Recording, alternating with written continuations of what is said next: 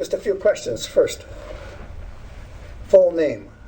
William Robert Lauten, a.k.a. Bill. Date of birth? April 6, 1923. Branch of service, World War II? I was in the Navy Reserve. During the war? During the war. If you want me to, I'll briefly tell you about it. And your highest rank achieved while on active duty? Full lieutenant. Good. And we're interviewing this in Fairhope, Alabama.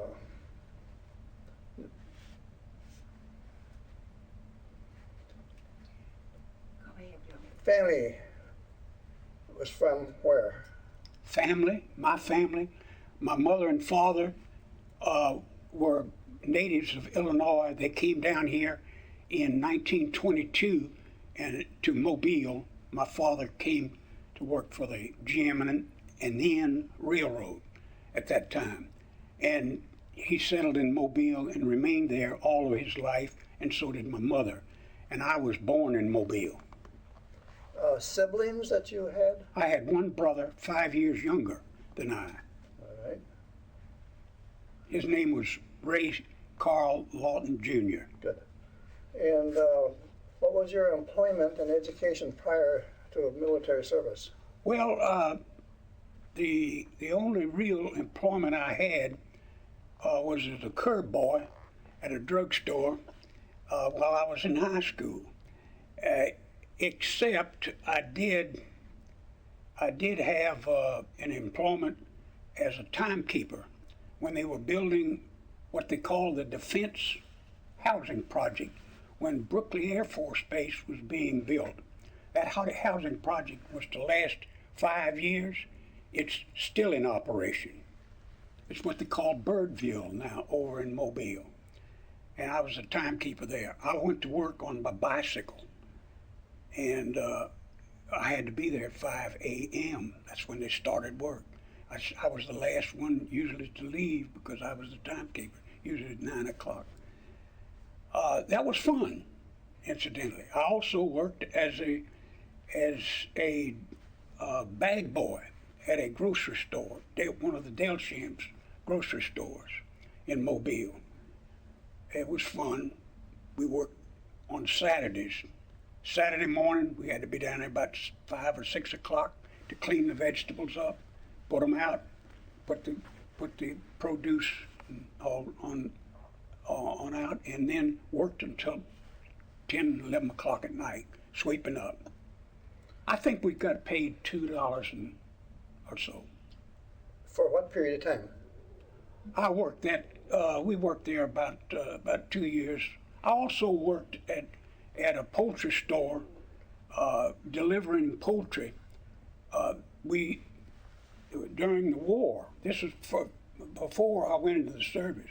During the war, our poultry was a highly specialized and priority item.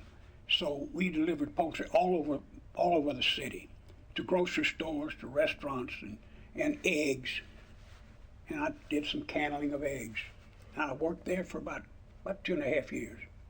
Was there such a thing as an average hour work week? The average hour work week, well, I didn't work all week. I'd work on the weekend for that. But the average time would be early in the morning from about 6 o'clock until about 10 or 11 o'clock at night. 12, 14-hour day? Yeah. And were you paid an hourly rate? No, we just paid whatever. Our man, he was always fair with us. $8, $10 Per day? per day. Okay. We'll translate into something like 75 to 80 cents an hour. Right. Okay. And you did that for 2 years. About that. Okay. And then you were in the reserves during that period of time? No, I wasn't in the reserve until I joined the reserve on October the 27th, 1942. At that time, I was at Spring Hill College. I was a senior at Spring Hill College. And that was Navy Day, incidentally.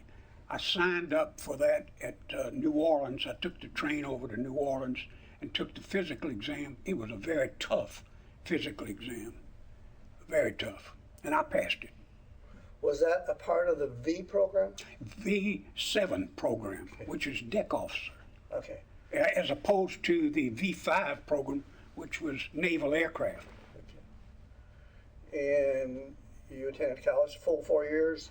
I went by signing up in 1942. Okay. It enabled me to finish college because it was on an accelerated program at where I was going to college at that time, Spring Hill College, and we were able to finish on April the 23rd of 1943, and the dean of administration or dean of students handed me my degree, and he knew that I already had orders to be in Chicago at midshipman school. Was the school, it was college, conducted a 12-month program rather than 9? I think it was, but they didn't start that until about 1940, about the first part of 1942. Maybe, I think it was. I know we went to school on Saturdays when I was in there. Did you have any siblings in the service? Was your brother, younger brother? My younger brother didn't get into the service. Actually, he was in high school during that time, and he was going to UMS at the time. And when he got out of high school, he joined the Navy, but the war was already over at that time. All right. And you were sent, or your service started in Chicago, your service duties? Right. At Chicago, at midshipman school, at near the water tower in Chicago on Michigan Avenue. Okay. There was a Navy base there too, I recall. They had a Navy base, but this is not the Navy base. They had, the name escapes me right now, but it was a large naval base, but it wasn't an officer school like we were in, midshipman school. The midshipman school, we got there were 1,000 of us that it started. And it was going on about every 4 months. They would have 1,000 people in that officer school. And the date that you arrived in Chicago? The 29th of April, 1943. All right. And you stayed in Chicago how long? Until August 20th, 1943. And then, now they asked us what kind of service would we like. Well, my first preference was submarine duty. But they thought that my psychological makeup, I was too much home-based. And so my second choice was Subchaser duty. Was there some sort of a rigorous screening for Yes. sub as well as Subchaser? Right. Most of them in that school were going on landing craft. They were going on what they call LSTs, which is landing ship tank, and they were going to the overwhelming majority of them. I'd say 80% of our class went into landing craft, and they ended up. I found out after my 50th reunion at Spring Hill College from one of my friends who was in school at the same time, that he was went to that landing craft school. And I said, "Where did you go?" He said, "We went over to England." I said, "Where did you go from there?" He said, "We went into D-Day." And I said, "My goodness." Did Jack Kennedy have a duty similar to yours? No, he was on a PT, Okay, which is and one officer on a PT, and it's high speed, and the P stands for patrol, and the T stands for torpedo. They had torpedoes on that ship.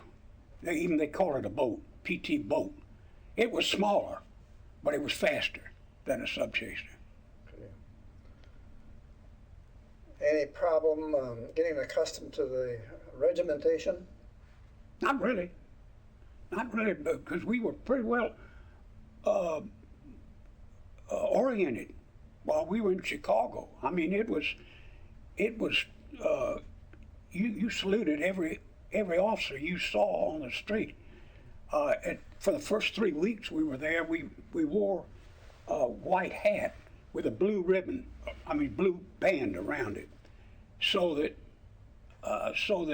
it distinguished us from the regular sailors with the full white hat. And we were called apprentice seamen. Okay. That's about the lowest you could get in the Navy, if we passed, and there were very few that failed, but if we passed, we graduated to midshipman school. Was the training program in Chicago 7 days a week? No, it was not 7 days a week, I don't think, because the reason I say that is because the people in Chicago were so nice to us, midshipmen, that, for example, wealthy people who owned yachts would invite us out to their yacht to go on Lake Michigan, and people would invite us to homes. I spent some time, went on the train out to somebody's home, just invited us out for the weekend. It was nice. So that's the reason I say I don't think it was full time, but it was concentrated, very concentrated, and they gave you, you were graded pretty heavily. Was that an 8-hour-a-day program? Oh yeah, at least. Yeah. Then we were up at 6, and all day long in bed about until 9 or 10 o'clock. Now you left from San Francisco to cover the Pacific, go to the South Pacific? Right. First of all, they allowed me to go to Subchaser school and be on a Subchaser. A number of hours. Went down to Miami, where they had a Subchaser training center. And I was there from August until about the latter part of December of 40, let's see, what would that be, 43. And then they sent me to Fleet Sonar School, which is a further training at Key West. And we went out from Key West. We went down on submarines there at Key West as part of the training, just so we'd know what a pinging Subchaser would feel like. Then from Key West? From Key West. To California? Yes, but they gave us 30 days leave before we went out there. And then they said you transfer from Key West. No, excuse me. I went from Key West back to Subchaser school at Miami for about another three or 4 weeks for further training. So you had a total training period of about 6 months? Not quite. Okay. Oh, you mean including midshipman school? No. Well, Chicago, yes. That's what you call midshipman school. It was Chicago. Yeah. Yes. Oh, yeah. About that. And then when we went out they sent us out to San Francisco for further assignment. And when it went out to San Francisco, I want to tell this little story. We went on the train, and I caught the Southern Pacific train in New Orleans. We went from New Orleans to Los Angeles, and I boarded a train which was really top of the line. It was called the Lark. It left at 9 o'clock at night, and we got off the train in San Francisco at 9 o'clock in the morning. Of course, it arrived there before that time. But during that time, our car was filled with officers going overseas, being assigned through San Francisco, naval officers. And while we were out there, about 10 o'clock that night, Judy Garland had heard that we were on that train and in that car. She came into our car, and Judy Garland sang all of her great songs. She went around to each of us and hugged us. Yeah. And it was great. She was about 21 years old. Yeah. What were your different modes of transportation from Chicago to Key West to New Orleans and to Los Angeles? The mode of transportation was by, let me see, I think the mode of transportation I took to my home in Mobile was by air. And as I recall, that was the first time I'd ever been in an airplane. Would that have been a Navy air? No, it wouldn't. It was a Commercial. What do you call it? Commercial. Commercial plane, yeah. Yeah. And then did you go from Mobile to Key West? No, Back to Chicago? no. From Mobile, I went to San Francisco. Oh. See, I went from Miami, the second time I was there, to Mobile for home, Yes. for the little leave, 30-day leave. All right. But somewhere in here you spent some time in New Orleans. A little bit. Oh. Okay. But then I went from Mobile. My family drove me over to New Orleans, and I caught the train out of New Orleans. all right. And then by train or plane to California? No, that's when I saw Judy Garland on the train. Train. Yeah. That's it on the way. Okay. Yeah. And then imagine a Navy transport of some type to the South Pacific? Big transport is called USS Monticello. It was a Navy, beautiful Navy ship that was based in New York at the time of the war, and it was owned by the Italian government, and the United States confiscated it. And we went out there. We had 6,000 Navy personnel. Of course, most of them were enlisted men, but there were 6,000 on that trip. Wow. And it was the first time I had ever crossed the international date line when we went down there, and also crossed the equator during that same trip. We went from San Francisco down to New Caledonia, where we got off at New Caledonia, which is about 800 miles from Sydney. I expect that 6,000 was in addition to the crew. Oh, yeah. Yeah. Right. And the crew might have been a couple hundred? No, it'd be more than that, I would say. Okay. The big boat. It was a big boy. Cruiser. And, right. It was big transport. And then were you stationed at Caledonia for a while? No, what it was, my ship was not at New Caledonia. So they tried to get me to my ship, and they sent me by ship. It was, incidentally, it was a United Fruit ship, which used to operate out of Mobile with the bananas. I noticed that, mahogany, beautiful ship. We went up to what's called Espiritu Santo. Doesn't go by that name now.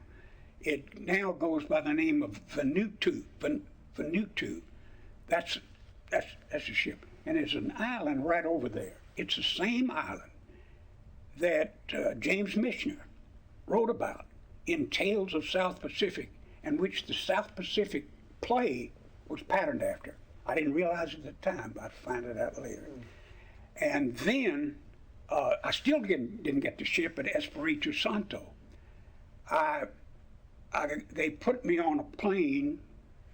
It was a C-47 plane, and we sat facing each other instead of along the front and back, facing each other. And we went to Lunga Point in Guadalcanal. Were you in seats or were you sitting on the bottom of the plane?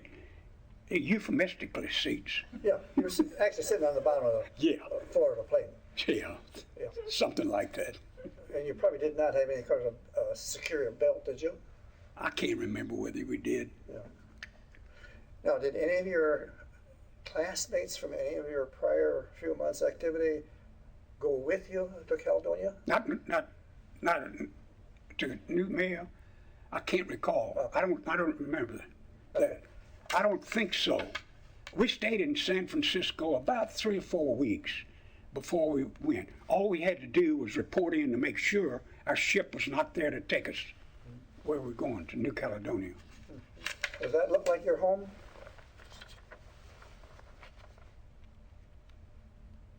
Home away from home? No, this is a PC. This is a larger Subchaser. I was also on a larger Subchaser, that's just like that. PC, they called it. And that was shortly after the war, after VJ Day. I was on my Subchaser, which is 110 feet long. That one, I can't remember the exact dimension, but it had about, it had about 9 officers as opposed to 3 officers for the Subchaser. And I had command of that Subchaser, but what they were doing was just getting it in shape for decommissioning. And we stayed in the Caribbean, and were based in Guantanamo Bay. Okay. And how long did you stay in the South Pacific? Well, I was down there in March, and I stayed until right after September when they signed the treaty. Signed it on the Missouri. Signed the what do you call it? The surrender. Yeah. Surrender.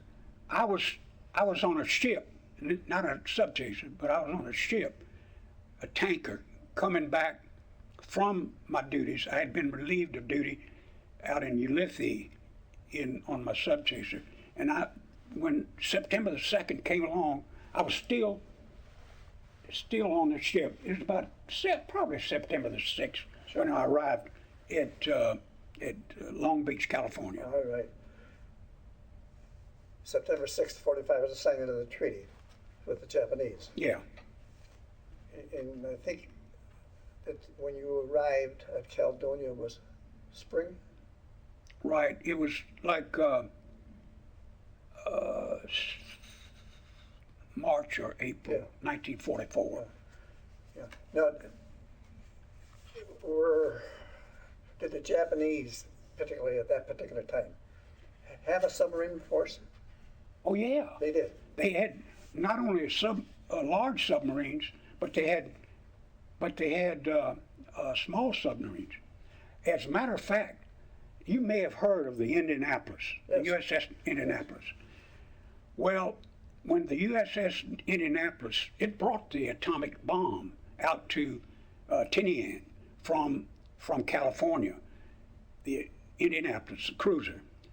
And after it left Tinian, its orders were to go south of the Philippines and not use any radio. Not, in other words, you got radio silence, and you're really to go straight on out. It was a tragedy. We heard that the Indianapolis, we were about 450 miles from where it went down. We heard that the Indianapolis had been sunk in a typhoon, but that wasn't the case.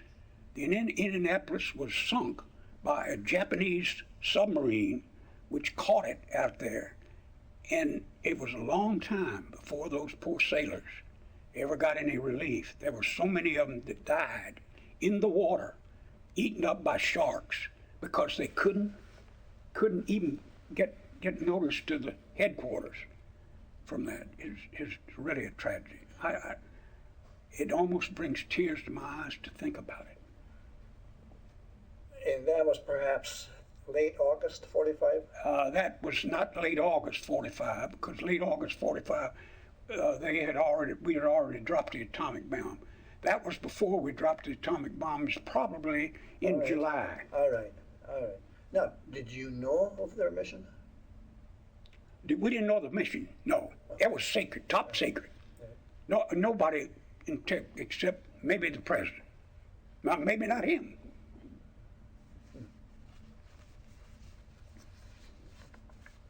You didn't happen to get to the area of Iwo Jima or Okinawa? No, as a matter of fact, I want to tell you a little bit about Okinawa, though. When we were in Ulithi, which is a major port out there, which was approximately in April 1945, one of my classmates at Spring Hill College, who was in the Marine Corps, saw my ship in Ulithi, and he blinked over and asked if I was there, and I said yes, and he said, "Well, this is Jack Kimball," and I said, "Come on aboard." I was commanding officer of the ship then. "Come on aboard," and we sat down and we talked. We talked about old times. He was at Spring Hill for 4 years with me in the same class with my 24 people, and we prayed, and he said, I've been to Tarawa, Peleliu, just about every place except Guadalcanal. And he said, I'm really scared. I'm really scared. Tomorrow we're going up to Okinawa. And we've all prayed for him, his safety, but he was killed 3 days after he got there. It was another tragedy. Was he Navy or Marine? He was a Marine Corps. He was, I think at that time, he was first lieutenant in the Marine Corps. He said he'd seen so many people around him die. Yeah. You know, Guadalcanal was what saved Australia too. Guadalcanal is almost due north of Australia, and the Marine Corps really took a beating there, but they came out on top eventually. The Navy did too. The Navy did there right out there on what they call Iron Bottom Bay. It was tragedy. The Japanese were required to fight to the death. Required to fight to the death, and I remember writing my mother and father and telling them, this was just before the atomic bomb was dropped. I said, I think this war is going to last another 10 years. I just feel like it is. It's the way it's going. Mm-hmm. Did you give your ship a name? No. Did it have a name? No. Okay. It was a Subchaser. You're right. Period. Right. Then the PC I was on didn't have a name either. No. I was later on what they call an ATF, which is a fleet tug, and it had a name. They were all named after Indians. My ship was then USS Chalula. I went on there from the time I left the PC, and we had it decommissioned in Norfolk, Virginia. And now, did you come back to the States in a troop transport? No. I came back to the United States in that ATF, which is a fleet tug, ocean-going fleet tug. We hauled a 10,000-ton floating dry dock from Tokyo Bay to Pearl Harbor, to San Diego, through the Panama Canal, up to Charleston, South Carolina, dropped the 10,000-ton floating dry dock there, came on around the Florida Peninsula, up the Gulf of Mexico, up the Mississippi to New Orleans, and they discharged me. Was that about a 6-week trip from Tokyo? Well, I'll tell you what happened was we ran into a typhoon on the way, and the line, the cable that was tied to that floating dry dock almost broke, almost snapped with that heavy wind. We had to head in order to manage to stay afloat, because the maximum riding arm, which means the maximum degrees that you can go before you capsize, was about 48 degrees. We came pretty close to it. And what we had to do was head directly into the wind in order to keep afloat. When you just maintain steerage, in effect, and just by dead reckoning, we didn't see a star, the sun, or any celestial observations. Of course, they didn't have Loran like they have now or anything like that. And so we weren't able to navigate for 12 days.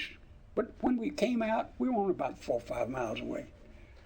Now, how many other vessels were there in this movement?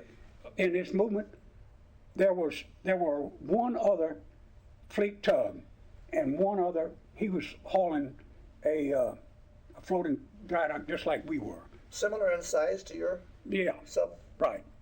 Not sub. Excuse me, chaser. What? Chaser. Subchaser? No, I wasn't talking about the Subchaser. Oh. Now, there were a number of Subchasers in our area. We were in most of the time in Tulagi, in the Solomon Islands, and also up at Kwajalein in the Marshall Islands, Guam, and in that area, doing patrol work and doing escort work. But from Tokyo back to the U.S., you stopped first at Hawaii. Pearl Harbor. Pearl Harbor. And then came how many were in that particular group of boats? Well,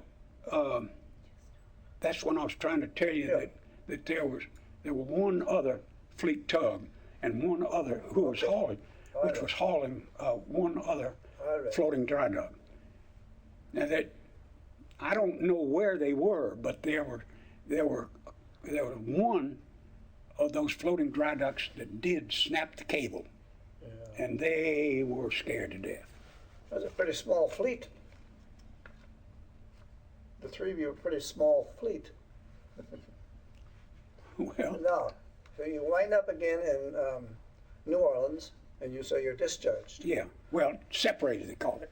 Oh, because you were in the reserve. Right. Yes. And that was perhaps October? Oh, that was, let's see, I'll say August 20th. Oh. And, you made good time. Pardon? You made good time.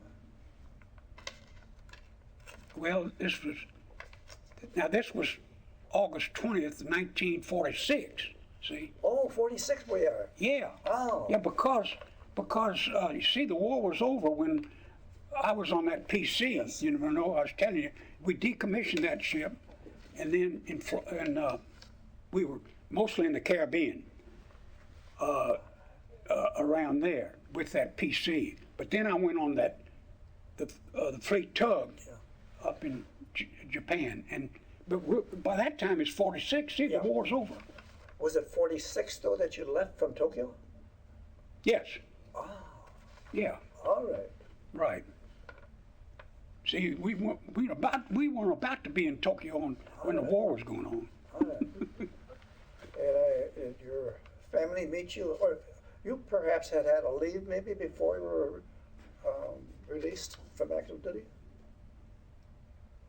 Well, they just put us on inactive duty, I suppose. When you reached the Caribbean, New Orleans. Oh, when I reached the Caribbean. Did you have any leave between then and the time? Well, they sent me up to New York, to Brooklyn Navy Yard, to a school up there, a radar school, and it was, you know, I just had to report in. It wasn't real difficult for about 15 or 20 days. So in effect it was. I just flew down from New York to Miami and out to San Juan, Puerto Rico, to get that ship in the Caribbean. Of the various schools and training periods, were they something that duty that you requested? The only thing that I really requested was that subchaser duty, I suppose. And that, in my estimation, was serious duty, hazardous duty. Well, I'll tell you, the captain he was a force dropper. He was the head of the subchaser school when we were down there. and he had been on Subchasers, and he was really serious about getting the enemy. Now he got them mostly in the North Atlantic with the Germans, but he was really serious about it. It really did shake us up, because we never seen any action at that time. Okay, you come back to Mobile. What type of employment did you seek? Well, first of all, I applied for law school at the University of Alabama, and I was accepted in law school at the University of Alabama. And I went there for 3 years and graduated in 1949 and practiced law for over 50 years. In Mobile? Mobile and Baldwin County. And for the last 25 years of my practice, before I retired a number of years ago, was as one of the city attorneys for Mobile. And when did you decide to marry? When did I decide to marry? When my fiancée accepted me, which was we were married on January the 31st, 1948. I was still in law school at the time, but she lived in Mobile, and I kept the road hot between Tuscaloosa and Mobile during that time. Have you maintained any contact with any of your military buddies? Well, one of the guys who was a radioman called me one day. He was a radioman on my little Subchaser out there in the Pacific. And he called me one day and he said, "I'm across the street over here from your office." And I said, "Well, wait right there. I'll have lunch with you." So that's the only time I can recall that I saw anybody from. There were only 26 enlisted personnel on there, only 3 officers, and on that little old Subchaser. But we had a lot of fun. They did send us down to Sydney, Australia, for 10 days while we were at Guadalcanal. They did that in November of 1944, our whole ship, and we really enjoyed that stay.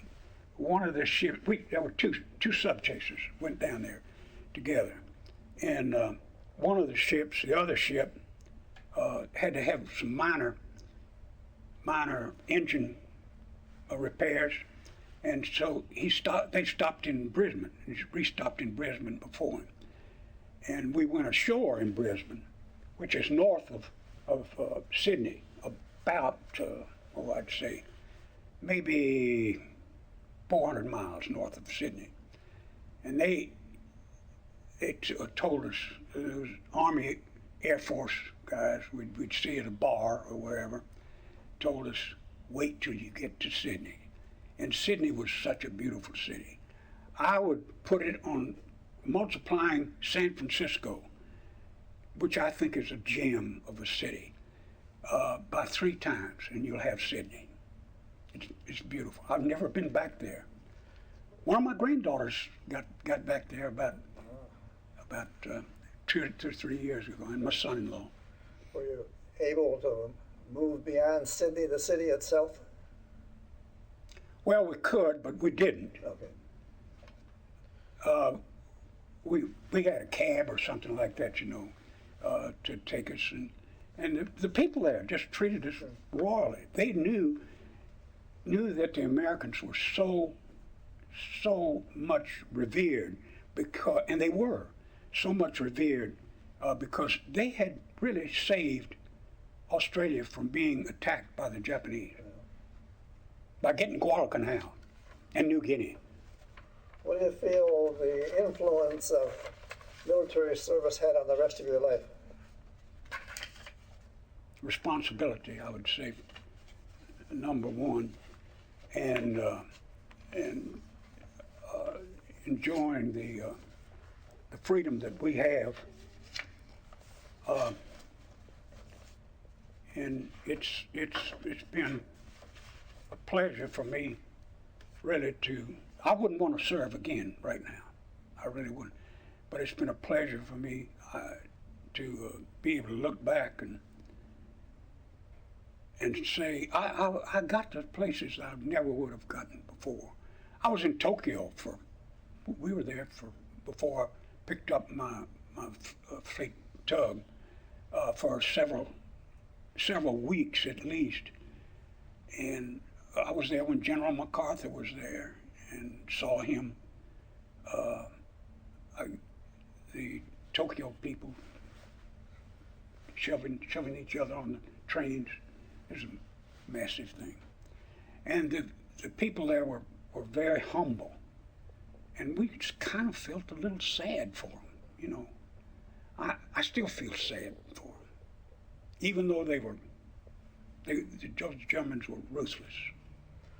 I mean, I didn't get over to Germany. At the time, did you have an opinion personally about the Americans using the atomic bomb? As they did at Hiroshima? Did I have an opinion then? Well, I didn't have an opinion then, but I feel like if it hadn't been, the war would have gone on, and we'd have had to invade Japan. You felt then, and maybe now as well, that Truman made the right decision? I think so. Yeah. It's, you know, it's tough. War is tough. War is tough. It's been going on for so long. I feel real sad, to tell you the truth. I'm saddened that we've got so much war going on right now. Going on since time immemorial. Did you see much of the effect of the bombing in Tokyo? Not really. Of course, you saw some of it, but Tokyo itself was bombed some, but it wasn't bombed nearly as much as Hiroshima or Nagasaki. No.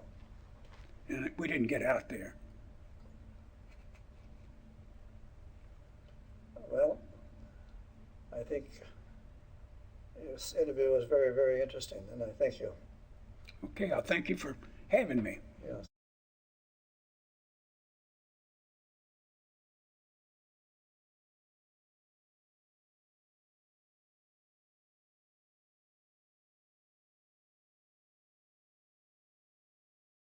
Good morning to you. And we are interviewing this morning William R. Bill Lauten, who was born locally here in Mobile, April 6, 1923, and maintained his residence in Mobile, in Daphne. The date of service was from 1943 through 46 in the U.S. Navy with the Pacific Theater of Operations on board Navy Subchasers. After VJ Day, a Navy patrol boat in the Caribbean, and a fleet tug in Tokyo Bay. He achieved the rank of Lieutenant, USN, and had 3 decorations, which I'll let him tell you about. I'm Navy Captain Dick Charles, retired in 1987, and I had put in a 30-year career, mostly in submarines. This program records the oral history effort being made throughout the nation, and with much guidance similar to what is being done in Washington to be incorporated in the historic register in the Library of Congress. So we may see your show again here, Bill, on DVD. And with that introduction, I'll let you talk about your background, not repeating too much of the early days, which we may be able to salvage from the first DVD that was cut. But we need to pick up from where you finished your training in Florida, the trip across the country, and the Pacific Theater actions. Well, Captain, we really should be interviewing you with 4 stripes. I only had 2 stripes. But I felt myself lucky. I had a good time, actually, overseas. We had 3 officers. That was a complement of our Subchaser, and 26 enlisted personnel. Recently, I looked up, or had looked up for me, on the internet, the Subchasers, and there were 436 Subchasers made after World War II. After the bombing of Pearl Harbor. It was a big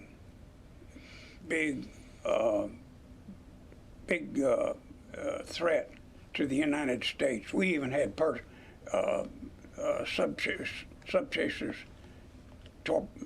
going around in this area of Daphne and Mobile County and checking there.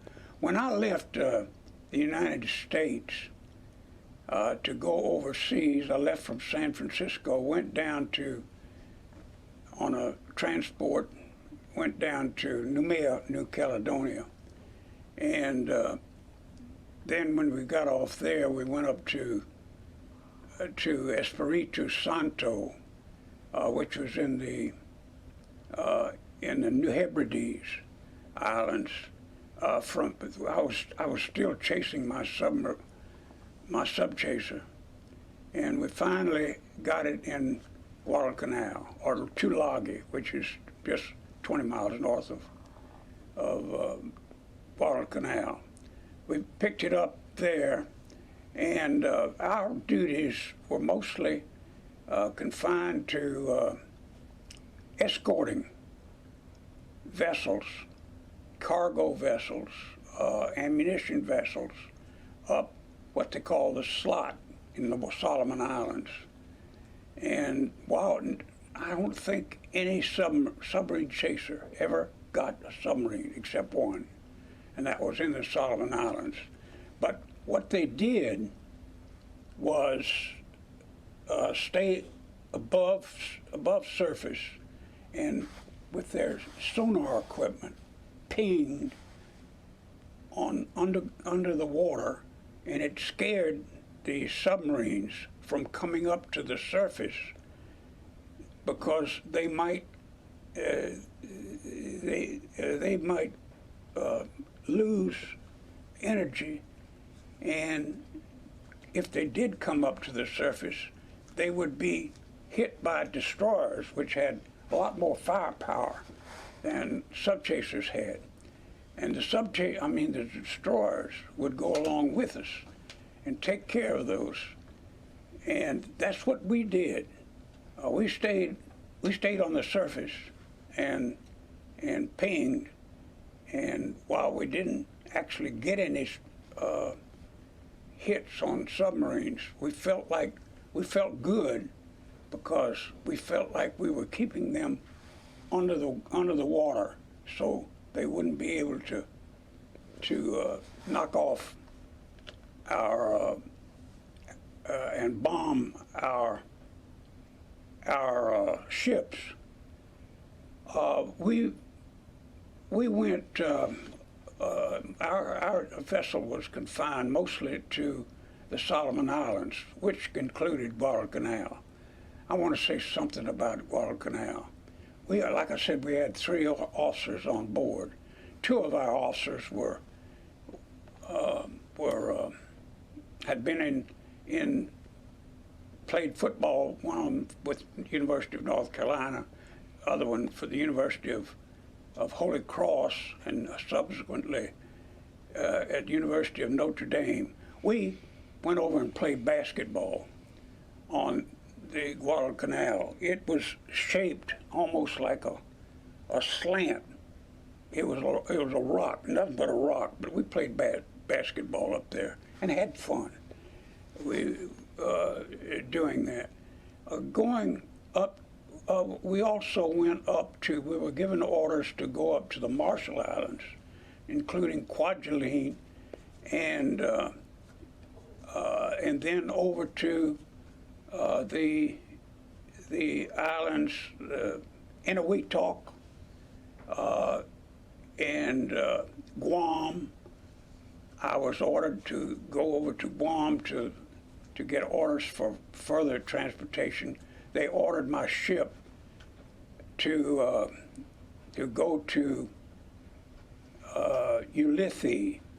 Ulithi was a huge harbor, volcanic bayed harbor, about 400 miles west of Guam, and during that time, the United States was bombing Okinawa. Okinawa, it was a base of the Japanese where they had a lot of kamikazes come in. Ulithi would be based. They would bring ships into Ulithi, and I remember seeing half of the ship blown to bits. It was pitiful. It almost made you cry to see those huge ships like heavy cruisers, and These were American ships? these were American ships, but they were by kamikazes of the Japanese on Okinawa. They were bombed by them. They were able to get back, towed back, and they anchored them in our harbor there at Ulithi. It was pitiful. It makes you cry almost to see our ships, aircraft carriers, and heavy cruisers, light cruisers, having been bombed by those kamikaze. You know, kamikaze, what it meant was they were suicide planes. They'd go in, Yes. and been shot at, but come right on in and bomb our ships, and then. But there was one thing that I want to mention. When I was in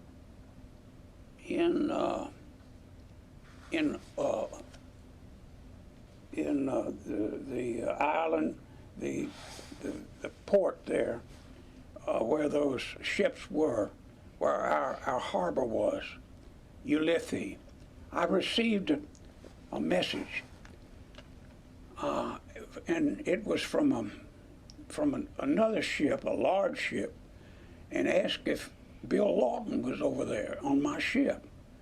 He knew that I was on that Subchaser, and I said yes. And he said, "Well, I'm Jack Kimball." And I said, "Where are you?" He said, "I'm right here in Ulithi." And he said, "I'd like to request permission to come aboard and talk to you." I said, "Absolutely. Get on that ship and come on. Get on that."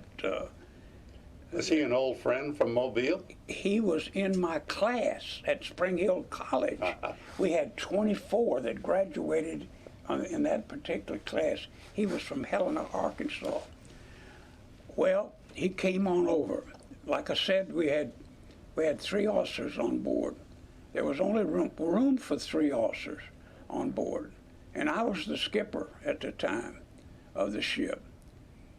And we sat down there and talked about old times, talked about things we did at Spring Hill College. He graduated in the same class with me. Always had a smile on his face. And he said he was in the Marine Corps, and he said, "I'm really, really frightened. I've been on Iwo Jima.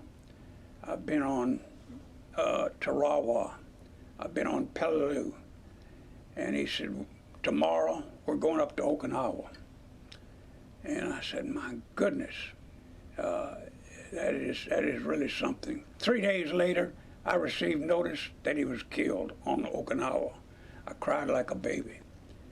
But those are some of the things really got to us. I also met another fellow from Spring Hill College. Spring Hill College is over in Mobile, and it was a small college. Still is a small college, but it was smaller then than it is now. But I met another fellow. His name was Phil Sapp. He was on what they call an attack transport. And I don't think he was skipper of the ship, but he had a pretty high office in it. We talked a long time over there. And that was someplace near, not too far from Ulithi, but it was not too far from Guam either. Just a quick question, is Ulithi used as a marshalling point in waiting to have those ships towed back to Hawaii? I think so. For repairs? I think so. They didn't attempt repairs right there? No, they couldn't repair them there. But I think that's what it was for. And one thing I want to mention about the atomic bomb, we had heard that the Indianapolis, which is a heavy cruiser, we understood that it had been gone down in a typhoon. At the time, it was only about 200 or 300 miles away from us in the Pacific. And it wasn't until many, many years later that I found out that the Indianapolis had brought the two atomic bombs that they dropped on Nagasaki and Hiroshima. In reverse order. They were right, Hiroshima first. That's right. You got that right. And they were brought over from San Francisco to Taiwan. I'm not sure I got that pronounced right, but we didn't know that at that time. And they dropped those atomic bombs off from there, and then they were picked up by the B-29s and dropped over there on Japan. I think that was Tinian. Tinian, you're right. You got that right. See, you're so much smarter than I am. No, but I spent a lot of time in the Pacific. Well, right. I'm sure you have a lot of that. But we didn't know that.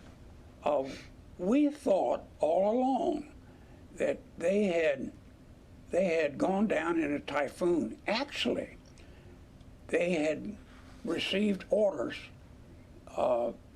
radio silence, stay on radio silence, go on a straight line, and head not for the Philippines, but maybe it was for the Philippines. We weren't very far from the Philippines ourselves on Ulithi, but head straight for there. No silence on radio. I mean, silence on radio. We found out that they were actually bombed by a Japanese submarine. Torpedoed. It bombed, right, with torpedoes, and was sunk, and they couldn't get word out to them because of the radio silence.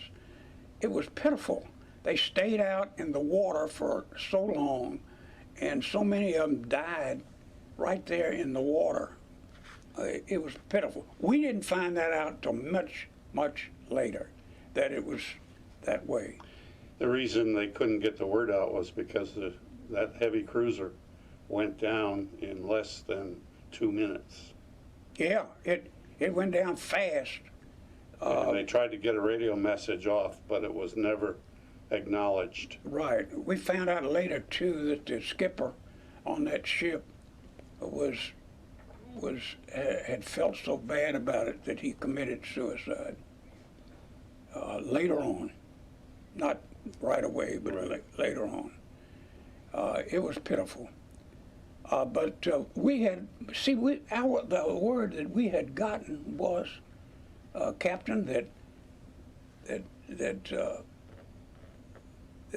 that this ship had gone down not by a Japanese submarine, but by a Typhoon. That was our thought for a long time after the war was over. Mm-hmm.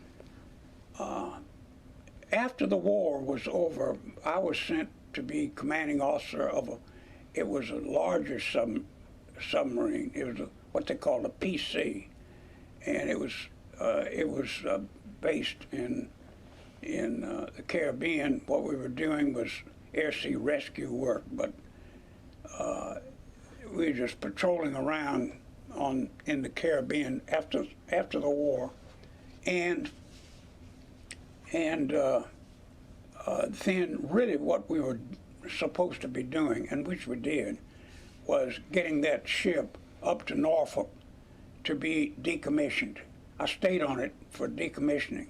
After decommissioning of that ship, I can't remember whether I was given any leave or not, but not much leave. But then they sent me out to Tokyo to be executive officer of a fleet tug, and our orders were to bring a 10,000-ton floating dry dock. We put it on tied it up to the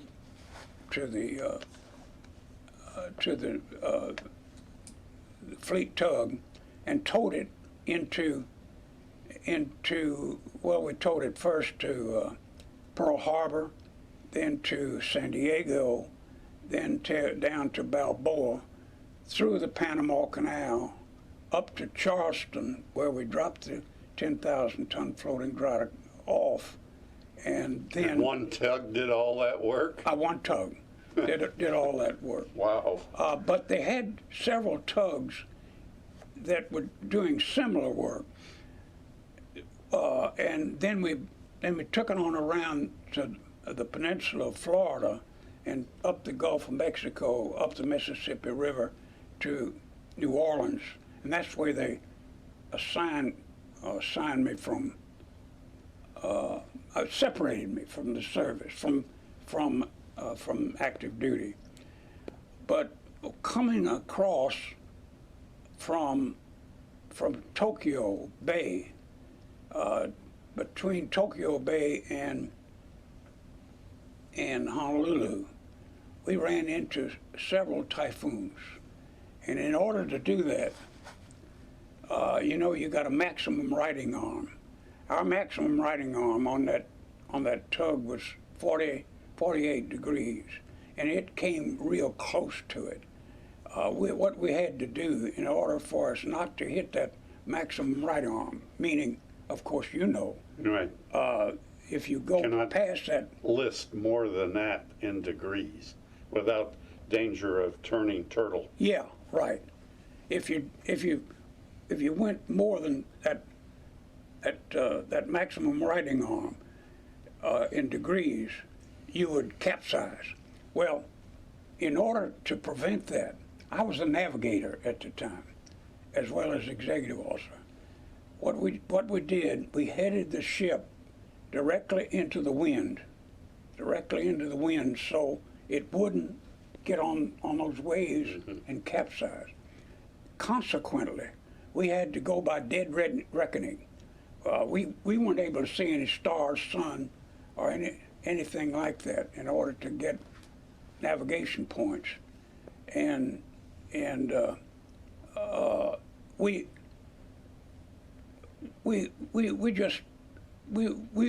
everybody was, most of the people on there were seasick. I never did get seasick. Never did get seasick my whole time in the Navy, and I was glad of that. But most of the people, even some of them who had old salts, some of them had been on battleships and would come up to me. I'd say I'd be on watch, and they'd say, "Mr. Lauten, I request permission to go below." Okay, permission granted. They wanted to go down so they could upchuck. They were so seasick. It was terrible. But anyway, we made it. But you know what?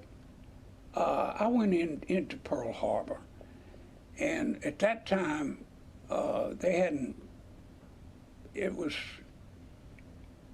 still bad. Look bad. All you could see was the masts of the ships up, and I never want to go back. I haven't been back. I don't have any desire to go back. They took us out to some pineapple orchards out there, and took us into Honolulu. But when I got to Honolulu, I slept around the clock. I was so tired. 2 hours sleep. You must have been exhausted. 2 hours sleep was about what we had. And with every typhoon, you lose navigational aids. Can't Right. shoot stars. You can't do shoot anything. stars. You can't shoot the sun. But you know, we wanted 12 miles off when we finally were able to. That's pretty And good at dead reckoning. Right. Doing nothing but dead reckoning. That means you just go by Course and speed and projecting ahead. Speed and course and with your dividers and parallel rulers and so forth. And of course, I was a navigator, and they were dependent on me to get them there. But that ship was that was fun to be on. I tell you. You mentioned about we the only ones out in the sea at the time. There were. I'm not sure whether there's one or two, but I know at least one of the lines burst. It burst. I mean it. You mean the tow lines? The tow line burst, and so they were out there all by themselves, and not knowing where they were and so forth. And we were trying to help them out. And I remember the captain of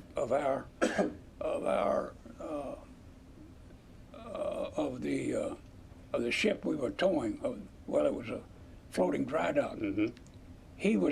We could hear him praying. Was he actually adrift? No. You not had on, at not least on one our line ship. to him? Not on our ship. Not the one we were towing. Okay. We never did come apart. But I'll tell you that tow line, you know, if it stays in the water, you're okay. Mm-hmm. It drifts in the water. Once it gets out of the water, and shakes like that. Too much tension. Too much tension. It's scary, and he was afraid that our line was going to burst, but it didn't. Fortunately, it didn't. Were you able to put another line over during a more calm moment? I can't remember that, but probably we did put another line over. You're right. We probably did. I can't remember To that. recapture the one that was broken. Well, we didn't break ours. Okay. We didn't break ours.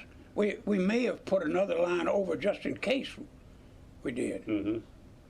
And you're probably right. I can't remember that. Most tugs make up with at least two lines. Yeah. Because otherwise they're pivoting. Right. That's right. Have you ever been on a fleet tug?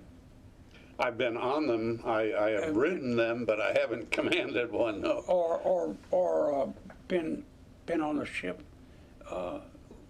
you know, with the fleet tug. It's good duty, but we had good duty on it. There's one thing I want to mention. When we came back from overseas, I was relieved of command on just about VJ Day, August the 15th of 1945. Right. And what happened was the third officer came on. When the third officer came on, my my executive officer, my executive officer moved up to command, and the third officer moved up to executive officer. So he went over on the third officer went on and took over. In effect, he was taking my place. About 2 or 3 weeks later, they put me on a merchant vessel, a fast merchant vessel, to get us home. There were about 4 officers, naval officers, on that vessel. One was a doctor, a naval doctor. Another one was, I think he was a commander, a 3-striper. Another one was a warrant officer, chief warrant officer, and myself. We came into, our destination was San Francisco. It only took us 11 days to get from Ulithi, where we got that ship back to the United States. And I remember my mother was there, my brother was there, several friends were there at San Francisco waiting for us. Almost sounds like that Typhoon helped push you homeward. Right, right. That's a pretty short transit for all that distance. Right, that's right. It was short compared with what it could have been. But anyway, the night before, we were to pull in to San Francisco. As I said, we had a doctor on there, a naval doctor. He said, "Look, let me tell you, I know everybody is worried, is excited about coming in, and I'm going to give you a sleeping pill." He gave us, each one of us, a sleeping pill. And he said, "I'll tell you what, in order to be just safe, be safe and all, I'm going to give you another one." He gave us each two sleeping pills. So now this was about, I don't know, maybe 8 o'clock at night. None of us went to sleep. We stayed awake all that time.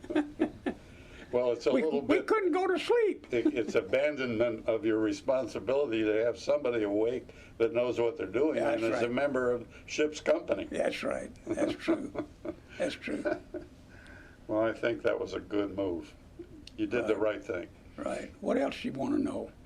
What about telling us a little bit about that cross-country train ride? That was really hilarious.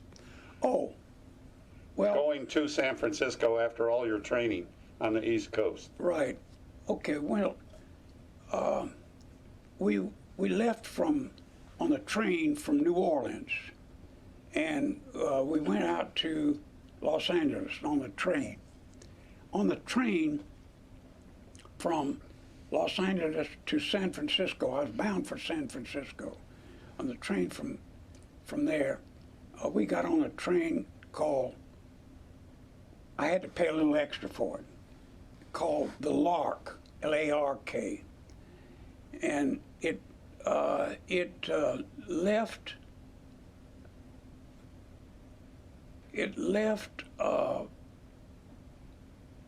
Los Angeles at 9 o'clock in the evening? At night. Mm-hmm. And it arrived in San Francisco pretty good, a long ways before 9 o'clock in the morning, but it was before that.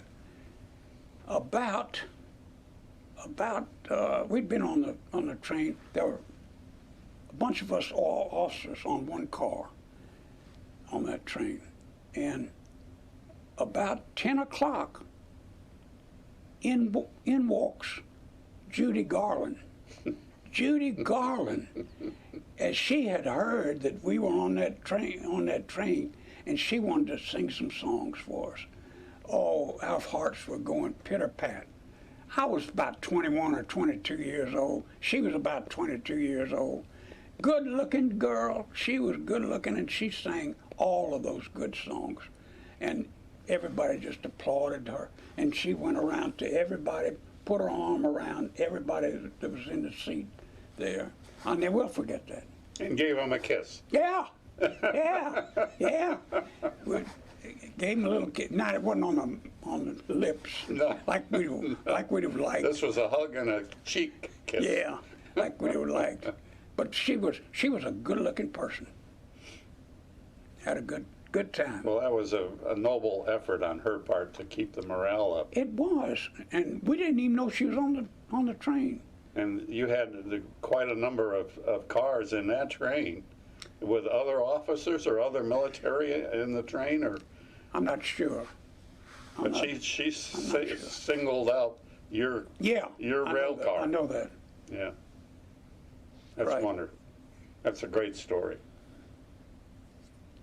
I'll never forget that. So anything after the tug assignment that you want to mention for the oral history project here today? How about your decorations? Well, I had decorations. Didn't have any battle stars. Didn't get any battle stars. Luckily, probably. Luckily, but we were where the action was. It wasn't as great as, say, Guadalcanal. Some of my friends were on Guadalcanal, Marines, and like my friend from Spring Hill College, who came down in my cabin, and we talked and talked and talked all night long practically. Nothing like that. But we felt good. We had victory medals. We had American medals. We had Pacific medals, and we wore them proudly. I was in New York for a while on one of our leaves between the time that I was between the time I went down from, let's see, I went down, I know what it was. I went to New York. They ordered me to New York for some radar school or something like that. And it was before I went down to, did I tell you that I went down into the Caribbean? You mentioned that briefly. Yeah, we went down to the Caribbean, and when I was in New York, we were able to date some girls up there and had some good times, and that sort of thing.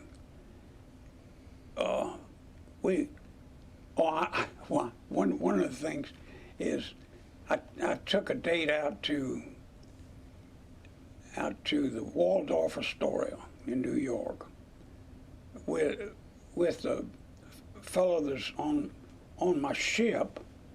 He had been on a student at Harvard, and he was on my ship, and he lived in Brooklyn. That's what it was. Mm-hmm. He lived in Brooklyn, and he knew a lot of people over there, and introduced me to several people, and we all went down over to the Waldorf Astoria Hotel, which is a real nice hotel. For dinner and dancing? Dinner and dancing. And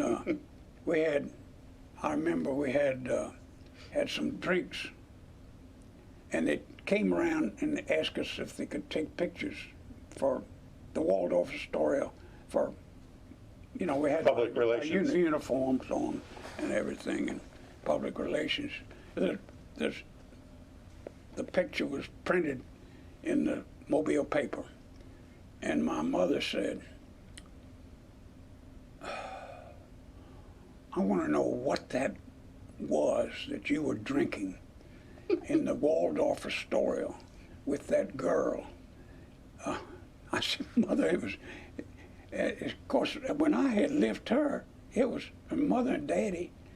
I was real young then, and this was after I'd been out in the Pacific and all that, and we all had drinks. I said, Mother, it was I don't know, I can't remember right now what it was, but it was good alcohol. And she said, I can't understand. You know, you were never a drinker. So this was 4 years after you left Mobile. Yeah. And you grew up a little bit during that time. I did. That's really a good story. Mamas never get too far away from their boys. They don't. They don't. Anything else, Bill, that you'd like to cover? Or Well, we've covered a lot of territory. I would like to say that while we were in Bougainville, which is in the Solomon Islands, we pulled into Bougainville, and our ship did. We got a blinker, a signal from the shore, and they said the captain and the officers and the crew of our ship, our Subchaser, is invited over to Bougainville. Jack Benny and Rochester will be arriving at 1400 this afternoon. You're invited over to see them. There must have been several thousand. They were all sitting down on a hill of sailors, and they were all in the blue jeans. And Jack Benny Sitting on the ground? Sitting on the ground, of course, yeah. And Jack Benny, and also Carol Landis. Now, she was a beautiful actress. She came in with them, too. And Jack Benny in Rochester, that was his sidekick. And I never will forget, the first thing he said, well, you know, you can have air transportation is a wonderful thing. You can have breakfast in San Francisco, lunch in Honolulu at Pearl Harbor, and have dysentery in Bougainville.